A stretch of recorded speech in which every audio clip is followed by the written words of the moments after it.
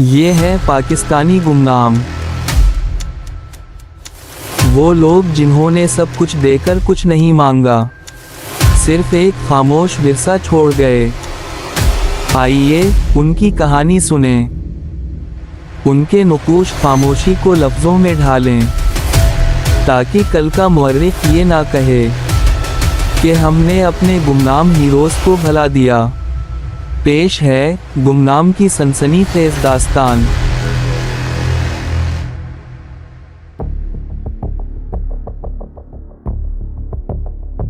वो लोग तेजी से अपनी मंजिल की जानिब जा रहे थे जब तैमूर ने सुल्तान का कंधा हिलाया।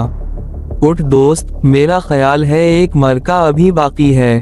तैमूर सुल्तान को उठाते हुए बोला। क्यों, अब क्या हो गया? वो एक जोरदार जमाई लेते हुए बोला। एक गाड़ी हमारे पीछे मुसलसल आ रही है। मैंने एक दो जगह पर गौर भी किया, लेकिन अब कन्फर्म हो गया है कि वो हमारे ही पीछे है। तैमूर शीशे में देखते हुए बोला तो उसने भी गर्दन घुमाते हुए पीछे की जानिब देखा। एक काले रंग की गाड़ी पीछे चली आ रही थी। गाड़ी लगा साइड पर, देख लेते हैं इन बुज़दिलों को, सुल्तान चाबुक दस्ती से बोला। तो तैमूर ने गाड़ी की रफ्तार कम करनी शुरू कर दी। थोड़ी देर में वो लोग एक साइड पर रुक चुके थे। अगली गाड़ी की रफ्तार भी कम हुई और अब वो आहिस्ता आहिस्ता उनके बराबर से गुजरने लगी।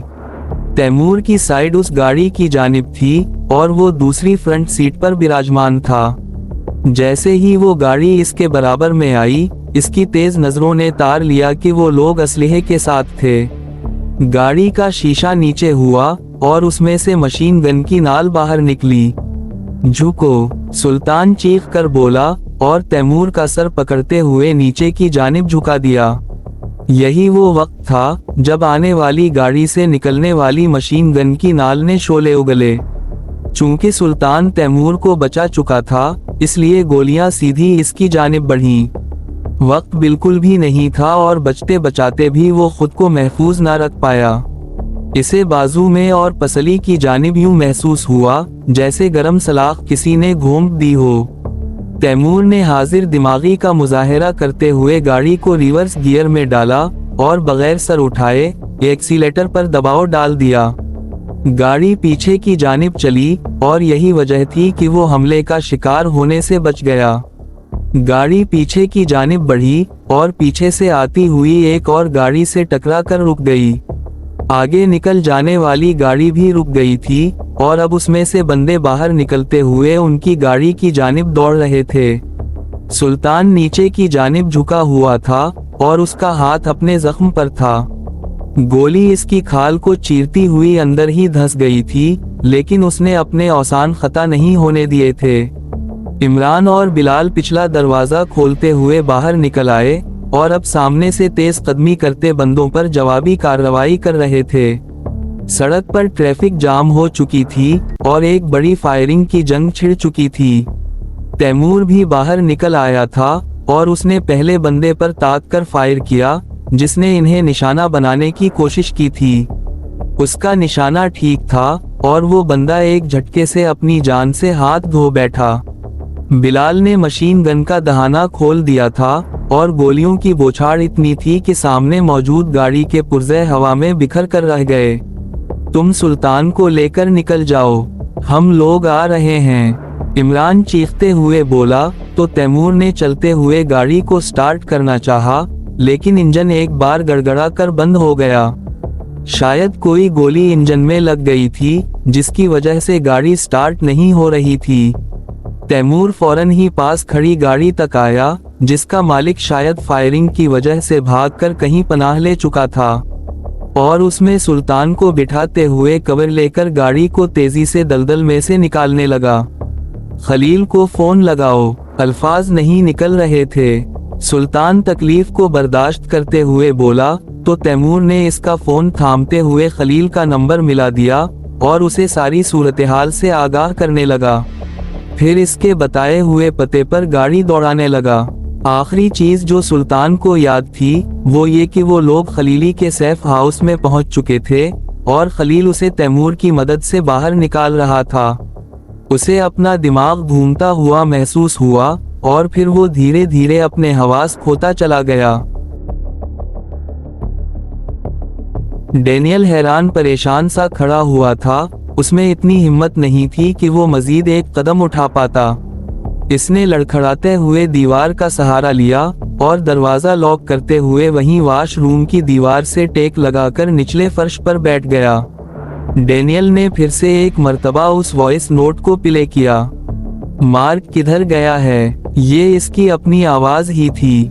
चीफ, उसकी तबीयत अचानक से खराब हो गई है और मोशन और पेट दर्द की शिकायत बता रहा है। मार्टिन उसे मार्क के बारे में बता रहा था, जिसकी ड्यूटी उसने अल्फा पर लगाई थी। उसकी जगह यहाँ किसी चाको चौबंद बंदे की ड्यूटी लगाओ। खाता इतना है वो, तो ये सब तो होना है। इसे फिर से अपनी झुंझलाई हुई आवाज सुनाई दी। और मैंने जो कहा था उस पर अमल हो रहा है या नहीं? धीमी आवाज थी लेकिन बहुत ही साफ और शफाफ सुनाई दे रही थी। जैसा आपने बोला था, स्लो पॉइजन दिया जा रहा है। इसी आहिस्ता तरीके से दिया जाता है, वरना मेडिकल में आ जाना है। बस ये कुछ ही दिनों के मेहमान हैं और फिर आप अगली जगह पर होंगे। मार्टिन की पुरजोश आवाज सुनाई दी। याद रखना कि अगर मुझे इसकी जगह मिल गई तभी तुम मेरी जगह पर आ सकते हो। इसलिए ये सख्त मेहनत तुम मुझसे ज्यादा खुद के लिए करो। डेनियल को अपनी आवाज सुनाई दी। बस बहुत वक्त ले लिया इन्होंने, अब उनको रिटायरमेंट ले लेनी चाहिए। हर चीज की हद होती है। ये वो आखिरी बात थी जिसके बाद वॉइस नोट खत्म हो गया था। नीचे ही एक मैसेज जगमगा रहा था। अदीना इस बात से बिल्कुल बेखबर है और यकीन करो तब तक रहेगी जब तक तुम चाहोगे, क्योंकि डार्क संफनी के चीफ से दस्तबरदारी शायद तुम अफोर्ड ना कर सकूं। और अदीना तो तुमसे बहुत प्यार करती है, उसका किया होगा। तुम इस पोस्ट पर काम करोगे और बड़े लंबे अरसे तक करोगे। लेकिन ये याद रखना कि मुझे याद रखना, ये वो आखिरी पता था जो अल्फा ने बिछाते हुए इसके परों समेत उसी के हाथ पर भी काट डाले थे। ये वो राज था जिससे सिर्फ मार्टिन ही आगाह था। डेनियल बेबसी से मोबाइल फोन की स्क्रीन को घूरने लगा।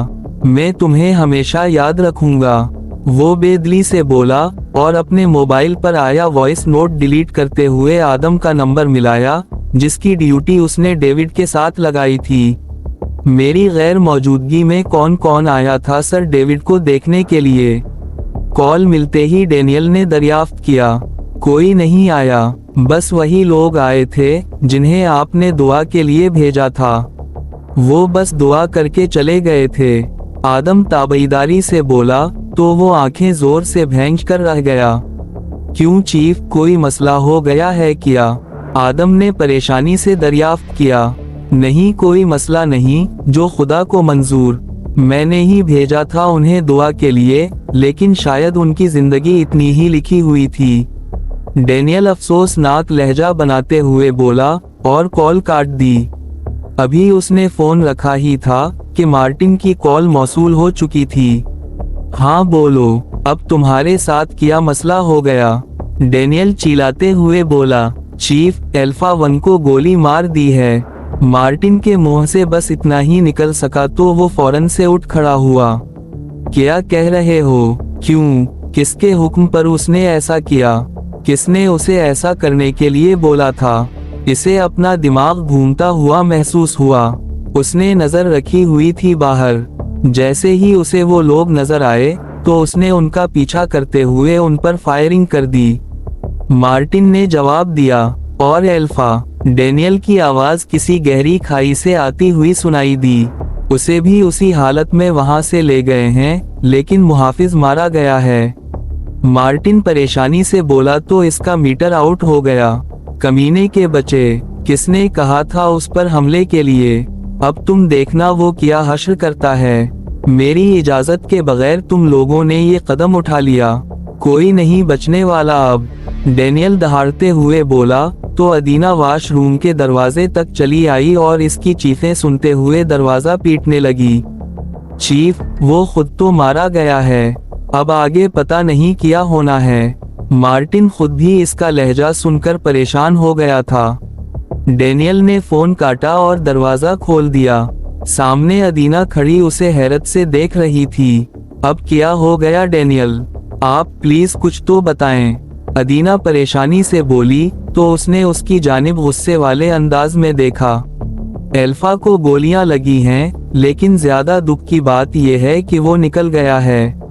डेनियल तीखे अंदाज में बोला तो अदीना को इसकी आंखों में खौफ की परछाइयां नजर आईं। आपने करवाया है ये सब? अदीना ने तस्दीक चाही। यूना की कसम, मैं इस बात से बिल्कुल बेखबर हूँ, डेनियल साफ गोई से बोला। तो अदीना चंद लम्हे इसकी जानिब देखती रही। पर यकीन रखें, वो आपको कुछ नहीं कहेगा, वो हकीकत पर मबनी लहजे में बोली कि उसे भी यकीन हो चला कि एल्फा उसे कोई नुकसान नहीं पहुंचाएगा। डेनियल ने फोन उठाते हुए माथे पर आई पसीने की बूंदें साफ की और किसी को कॉल मिलाने लगा। इसे जो भी करना था फौरन ही करना था, वरना अगर देर हो जाती तो तीर कमान से निकल जाता और फिर वापसी का कोई रास्ता बाकी ना बचता। कॉल से फारिग होते ही उसने उस खबर को खोला और एक मैसेज टाइप किया, तुम पर हमले में मेरा कोई हाथ नहीं है, खुदा तुम्हें सेहत दे। मैं चाहता हूं कि मुआमलात अच्छे ही रहें। इसने जल्दी जल्दी टाइप किया और मैसेज सेंड कर दिया। फिर बाहर निकलते हुए वो अपने हेडक्वार्टर, जो कि आर्जी ही बनाया गया था, उसकी जानिब चल पड़ा। सुल्तान को इब्तिदाई तिब्बी इमदाद तो फराहम कर दी गई थी और गोली भी निकाल दी गई थी, लेकिन खून ज्यादा बह जाने की वजह से उसे शदीद कमजोरी का सामना था। बाजू महफूज रहा था क्योंकि गोली इसकी खाल छीलती हुई निकल गई थी, लेकिन पसली का घाव भरने में वक्त लगता था और उसे प्रॉपर ट्रीटमेंट की जरूरत थी क्योंकि इसकी पसली मुतासिर हुई थी। क्या कर सकते हो इसे यहाँ से शिफ्ट करवाने के लिए? तैमूर खलीली की जानिब देखते हुए बोला तो वो मायूसाना अंदाज में उसकी जानिब देखने लगा। कोई बंदोबस्त करना होगा, एयर एम्बुलेंस में ले जाना खतरे से खाली नहीं होगा, इसलिए कोई और राह निकाल रहा हूँ, खलीली हाथ मसलते हुए बोला तो वो परेशानी से कमरे में टहलने लगा। एक बात हो सकती है, मैं यहाँ से बात करता हूँ, अगर हेलीकॉप्टर का इंतजाम हो जाए तो हम लोग इसे सीधा पाकिस्तान ले जा सकते हैं, खलीली मशवरा देते हुए बोला तो वो शुक्रगुजार अंदाज में एल्फा की जानिब देखकर रह गया। मैं बात करता हूँ सेक्शन कमांडर से, अगर वो मान जाते हैं तो कोई राह निकल सकती है, तैमूर पुरुम्मीद लहजे में बोला तो खलीली ने एल्फा की जानिब देखा। शेर है मेरा दोस्त, ये भी हार मानने वालों में से नहीं है, पता नहीं इसे गोली कैसे लग गई। खलीली हैरान हो रहा था। धोखा एक ऐसी चीज है जो इंसान को ही नहीं पूरी कौम को बर्बाद करके रख देती है। इस पर उन यहूदियों ने नहीं, यही मिस्र के एक ज़मीर फरोश एजेंट ने हमला किया है, उसकी लाश वहीं सड़क पर पड़ी हुई है। तैमूर अफसोस भरे लहजे में बोला तो खलीली सर झुका गया। वापस जाकर मुझे उन ज़मीर फरोशों पर अच्छा खासा काम करना है, क्योंकि जब तक ये लोग हैं यहूदी और दूसरे लोग भी हार नहीं सकते। तैमूर एक सर्द आह भरते हुए बोला और फिर अपना फोन निकालते हुए उसने सेक्शन कमांडर को कॉल मिला दी। हाँ भाई भटकी हुई रूह, याद आ गई तुम्हें यहाँ की, या फिर वर्क परमिट अप्लाई करके उधर ही कोई नौकरी ढूंढ ली है? सेक्शन कमांडर मुर्तजा अकील साहब ने इसे आरे हाथों लिया। सर बस आने की ही कर रहे हैं, लेकिन एक मसला हो गया है। तैमूर ने बात करने से पहले राह हमवार करनी चाहिए। हाँ हाँ बोलो, अब ये ना कहना कि इसराइल पर जो हमले हो रहे हैं वो भी तुम लोगों ने ही किए हैं। इधर तो हम लोग देख देख कर हैरान हो रहे हैं कि ये कौन नया आ गया मैदान में जिसने बादशाह को ही ललकार दिया। मुर्तजा साहब हंसते हुए बोले, लेकिन तैमूर जवाब में खामोश ही रहा। अब बोल भी दो, क्या हुआ है? मुर्तजा साहब अब की मर्तबा झुंझला गए थे। सर वो एल्फा को गोलियां लगी हैं, इब्तिदाई तिब्बी इमदाद तो दे दी है, लेकिन उसे प्रॉपर ट्रीटमेंट की जरूरत है। अगर कोई हेलीकॉप्टर का इंतजाम हो जाए तो मैं उसे पाकिस्तान ले आऊं। वो डरते हुए बोला, क्योंकि जानता था कि मुर्तजा साहब का हृदय अमल शदीद होता है। क्या बकवास कर रहे हो? उसे कैसे गोली लग गई, मैं मान ही नहीं सकता। ओह, वो ठीक तो है ना? तुम्हारी आवाज से तो ऐसा नहीं लग रहा। मुर्तजा साहब एक साथ कई सवाल कर गए। मैं आपको वापस आकर बताता हूँ सर, अभी तो हमें हेलीकॉप्टर चाहिए, क्योंकि यही एक बड़ा मसला है हमारे लिए।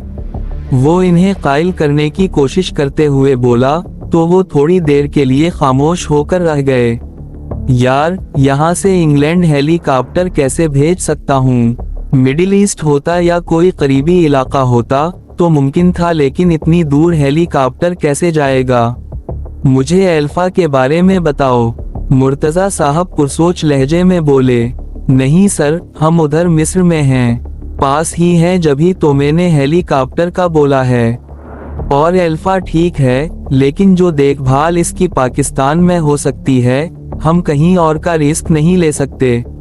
वो उनकी बात काटते हुए बोला, तुम लोग तो इंग्लैंड गए थे और अब ये मिस्र में क्या कर रहे हो तुम?